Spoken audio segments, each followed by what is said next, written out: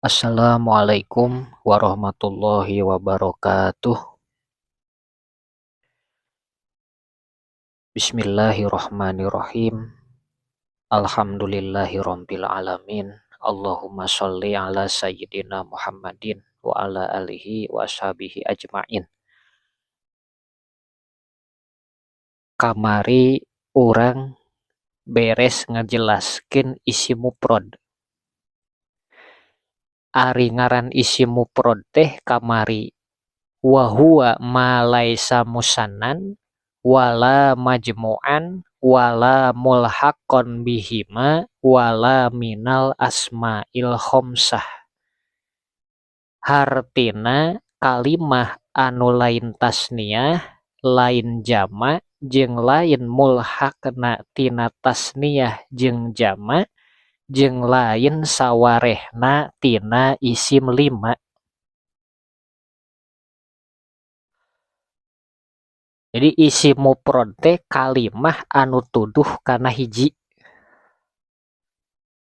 Nalika rofa'na di alamatan rofa ku domah. Nalika nasab di alamatan nasab ku fathah. Nalika khofad di alamatan khofad ku kasroh. Seperti contoh lapad jaidun.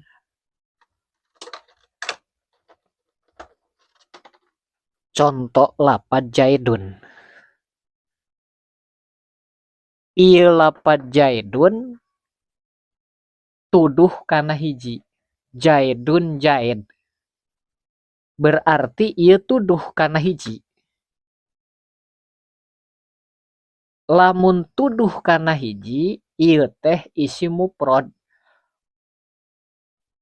Tuluy kurang ditaluntik ditingali tungtung kalimah.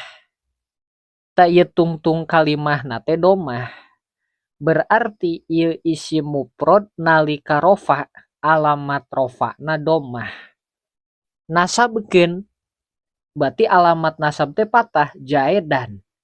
JR-keun tambahan ku harap jar bi jaedin. Ta eta isim mufrad. Ta ayeuna urang rek ngabahas jama taksir. Sabab kamari teh anu di alamatan ropa ku domah aya 4. Hiji isim mufrad, 2 jama taksir, 3 jama muannas salim, 4 fiil mudhore anu can kaantelan naon-naon dina akhirna. Ta ieu mah jama taksir.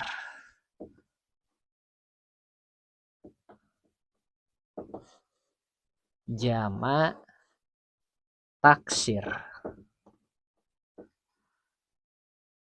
Ari ngaran jama taksir teh ma tagoyyaro. Ma tagoyyaro.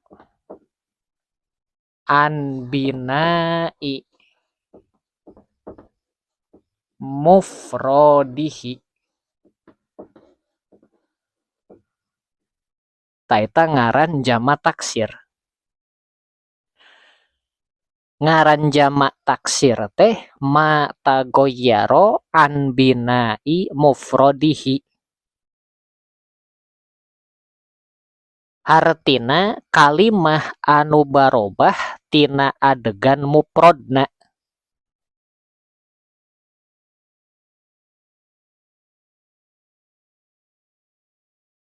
Ta ari barobahna jama taksir teh aya 6. Hiji sakal pakot. Barobah jama taksir teh aya 6. Hiji sakal pakot.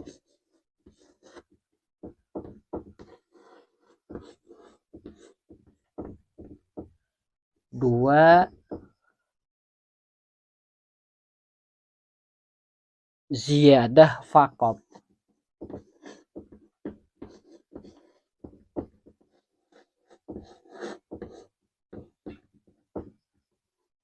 3 nukus pakot.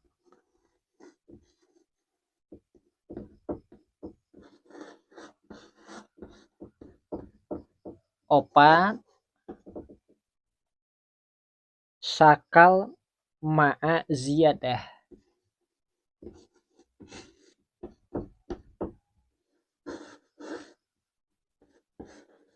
Sakal ma'a ziyadah. 5, sakal ma'a nukus.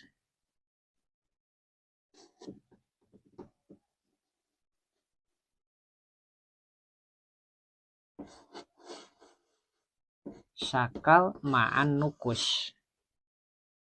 6, sakal ma'an nukus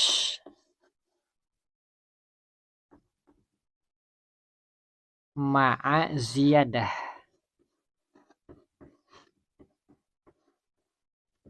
Tangke dina kitab anu leuwih panjang caritana.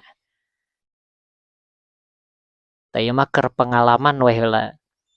Di jamak taksir teh mata goyaro an binai mufrodihi. Kalimah anu barobah tina adegan mufrodna. Ari barobahna jamak taksir aya 6. Hiji sakal fakot, ziyadah fakot, nukus pakot, sakal ma'a ziyadah, sakal ma'an nukus, sakal ma'an nukus ma'a ziyadah. Eta keur pengalaman. Tasabab urang maka kara oge ngamimitian, maka supaya leuwih ngarti, tangke geus ngarti mah kari ngalebaran. Jadi jamak taksir teh mata goyaro an binai mufrodihi. Perkara kalimah anu barobah tina adegan mufrodna.